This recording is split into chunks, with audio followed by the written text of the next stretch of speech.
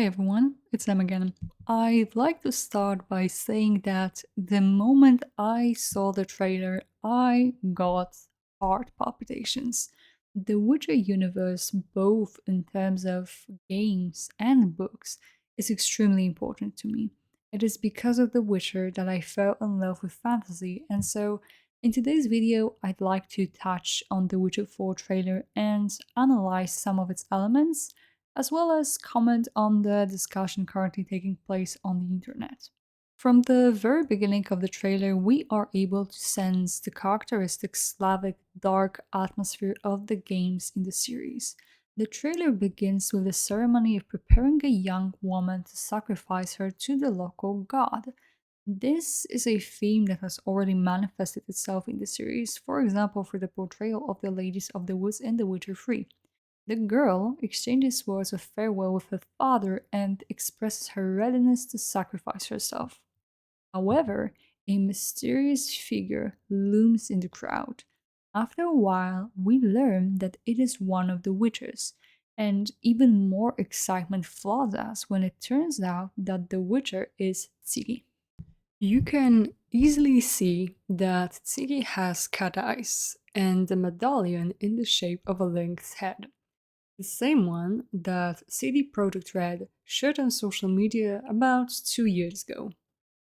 She follows a young woman to rescue her and slaughter a beast prowling the forest. Tiggy ventures deep into a cave, and after a while, she drinks a witch's potion, presumably cat, that allows her to see in the deepest darkness. In the meantime, we can also notice that the hilt of the sword Sigi uses is remarkably reminiscent of the one in the sword Zigael, which Geralt gave her during one of the endings of The Witcher 3. Sigi starts the fight with a monster whose name was revealed by Sebastian Kalemba. It is Bauk, a creature that senses fear and uses it and traumas against the opponent. During the fight, we can see Tigi using signs such as Quen and Igni. However, it doesn't stop there, for we see Tigi drawing power from a source, which makes sense and is probably related to the fact that she was once trained by Yennefer.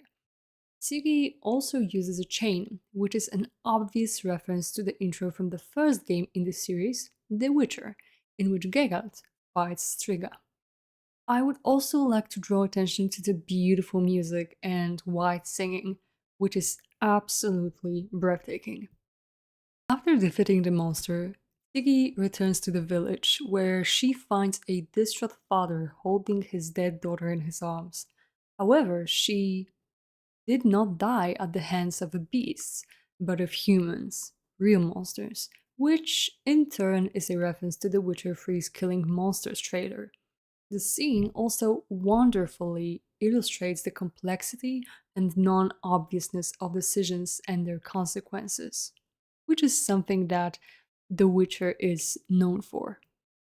From all the information we have gleaned from the trailer, the obvious fact is that Ciri has become a full-fledged Witcher and has either joined or founded the School of the Lynx. The first conflicting point that is often raised in online discourse concerns the very fact that Ciri is a woman, and whether women can become witches. If we look at the information in the books, they neither confirm nor exclude this possibility. When it comes to the attitude of the witches, and Geralt in particular, towards training Ciri, it changes. Initially, he's not in favor of it, but over time he comes to the conclusion that the girl's gender does not matter and doesn't exclude training. An important element, however, is the fact that young Ciri, during her stay in Kegmogen, doesn't undergo the trial of the grasses. This fact, however, is not strictly related to Ciri being a girl. The first reason is that the witches from the School of the Wolf have not performed the trial for many years, and there's no one in the Keep of the Elder Sea who knows how to perform it. Not even the eldest of the witches, Vesemir, was trained in this, which is confirmed in Blood of Elves. In addition, Ciri manifests great magical potential. She is a so called source, and that is why she required the observation of a sorcerer. This is why these Magigods, who objected to Sigilla being subjected to heavy training, came to Kermoren in the first place.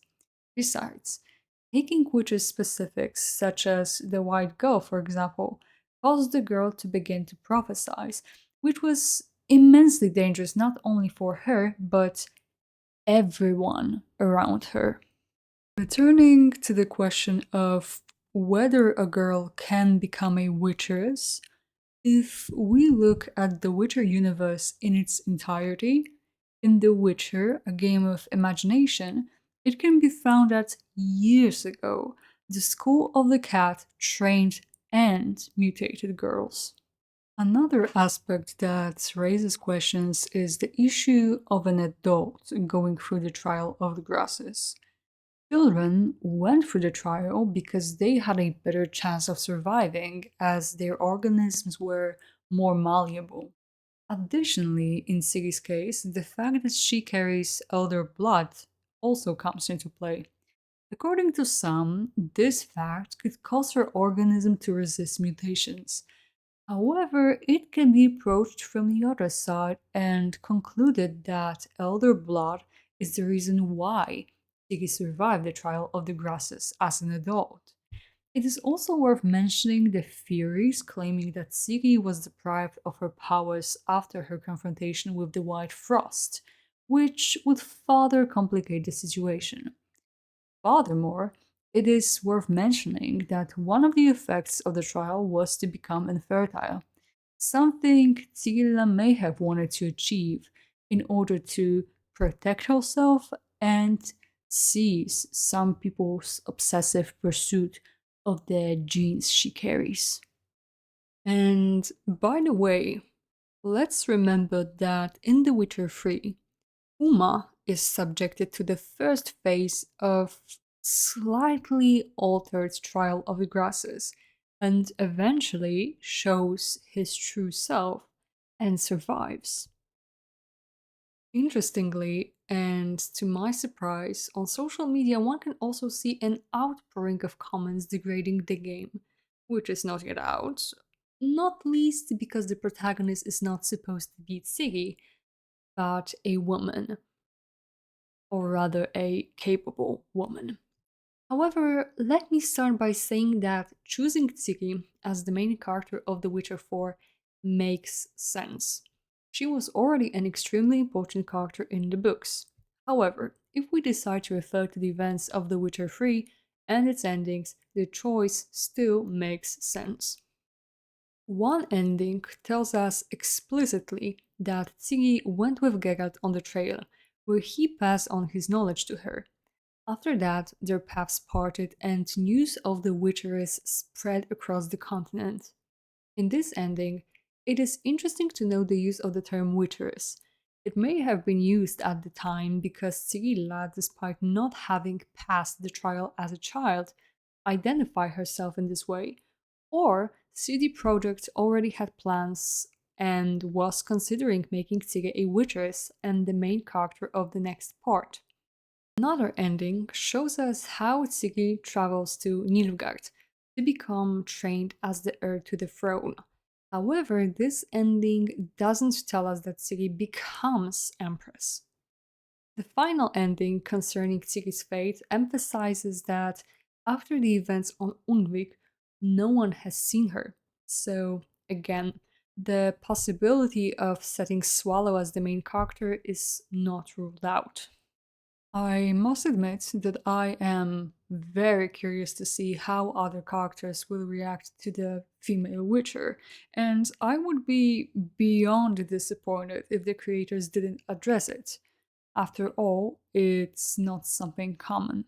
As for the ferment caused by the fact that the main character is a capable woman, it really shouldn't surprise us, and especially not Witcher fans, because strong, independent, capable women have always been part of the universe. Seeing comments like this from people who like The Witcher, among others, makes me wonder if we have really played the same games and read the same books. Have some people forgotten about the Lodge of Sorceresses and its members? Alante, also known as the Lioness of Sintra, Milva, Queen Meve, or Ciri, and everything she's gone through? I leave these words to your reflection. And as always, lots of love. M.